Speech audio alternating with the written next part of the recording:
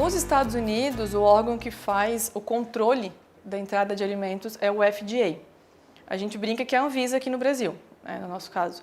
O FDA ele faz toda a regulação, tanto do produto, questão de ingredientes, porque tem ingredientes que pode não ser permitido lá. Então você tem que passar um formulário, uma listagem do que está indo. Todo o processo produtivo tem que ser especificado, né? Desde que entra a minha matéria-prima até quando sai o produto final, eu tenho que descrever esse processo e encaminhar para eles para aprovação. Então, é o processo, os ingredientes, os análises do produto, no nosso caso, tem um pH necessário. Tudo isso eles regulam. A embalagem tem todas as exigências da tabela nutricional, de como está escrito o nome do meu produto, a minha marca, né? Tudo tem uma exigência e a gente tem certificados, que eu sou obrigada a tirar e anualmente eu vou validando essas informações com o órgão para não ter, logicamente, nenhum problema. Porque se eu mando uma carga que esteja em desacordo com a lei deles, eles incineram o container todo. Disputar o mercado externo é para quem tem competência, porque a marcação é cerrada. Eles são bem exigentes, eles vieram até ano passado aqui na empresa, fazer uma inspeção, eles avisam que estão vindo, não pedem, né? Eles só vêm, você é obrigada a receber e mostrar todos os relatórios que eles solicitam. Mas a gente, logicamente, ficou um pouco apreensivo quando sabia que vinha, porque a lei americana e brasileira são diferentes, né? Então a gente fica pensando o que poderiam cobrar, mas foi bem tranquilo, assim, ela realmente viu que não tinha nada perigoso. A premissa do FDA é não fazer mal ao consumidor americano ou à pessoa que esteja consumindo nos Estados Unidos. Então você tendo uma empresa em ordem, dentro das leis, está super tranquilo. E para dar suporte às exportações, ela contratou um especialista.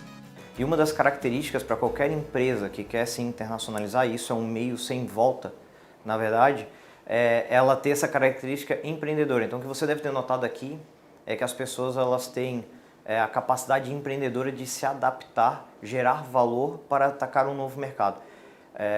Não tem mais volta, né? Hoje em dia, ser competitivo só no mercado interno não adianta. Vai ser igual para todo mundo, porque na verdade, se você olhar para os acordos que estão se delineando, Europa, Estados Unidos é uma via de mão dupla, ou seja, não é só nós indo lá, são eles vindo aqui. Então a gente tem que ser competitivo lá fora e aqui dentro também. Perguntei para o Douglas, que é especialista em comércio exterior, quais são os requisitos para se tornar competitivo, aqui dentro e lá fora. Eu sempre digo que uma das premissas da internacionalização é essa, ser empreendedor, né? Porque é o primeiro P da minha metodologia, é o P de pessoa. E tem uma coisa que é muito importante que eu vejo, é gestão estratégica também. Então é pensar com propósito, ter propósito para poder ter um plano e poder atacar um novo mercado. Mas a outra coisa ainda, talvez uma das mais importantes, é não se apaixone pelo seu produto, mas sim pelo seu negócio, por causa das adaptações. Então, o segundo passo, depois de a gente aculturar a empresa e trabalhar isso, já sabendo que é empreendedora, é montar esse plano, né? E aí, por quê? Porque a gente sabe que vão ter adaptações a ser feitas. Ou seja, não tem como eu pensar em vender dentro dos Estados Unidos como eu penso em vender hoje dentro do Brasil.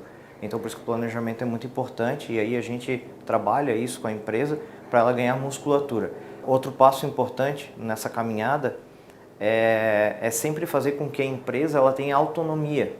Então a gente traz os relacionamentos, a gente mostra com quem ela deve trabalhar e como ela deve trabalhar, mas sempre para que ela saiba que eu vá embora e ela saiba como tocar. Porque quem vai tomar a decisão vai ser sempre a empresa, né? A Nato Palme é porque é graças a essas pessoas que estão aí, não por conta do consultor, né? Acho que a gente é só um fomentador disso, mostrar que pode dar certo. De qualquer maneira, as empresas elas precisam primeiro se preparar e se preparar para aquilo que vai vir. Então, se eu consigo ser competitivo lá fora, eu também vou ser competitivo aqui dentro, entende? Na internacionalização, quando eu estou falando, talvez muitos não compreendam, mas não é só exportação, é importação também. Hoje em dia, a gente precisa também de muitos insumos na importação, muitos insumos importados para nos tornar competitivos. Eu vejo aqui vários casos em que a gente precisa trazer o vidro, precisa trazer o insumo, que seja, para poder se tornar competitivo. O Douglas a gente conheceu por conta do Sport SC, né, que foi do Sebrae, o Douglas era consultor junto com o Sebrae. Quando a gente entrou no Sport, a gente já estava com um projetinho de exportação. mas faltava bastante conhecimento, eu não tinha feito MBA, nada, a gente estava só na vontade. E um pouco depois do começo do projeto, né, que a gente já se conhecia, a gente conseguiu a primeira exportação. Pequenas quantidades, né? Enfim, mas eu lembro que foi aqui até pelo porto de Itajaí, né? E aí tu tem que fazer a documentação, a invoice, que é a nota da exportação e tal. Eu lembro que daí eu tinha que tirar a nota no outro dia, nem sabia como é que tirava a nota.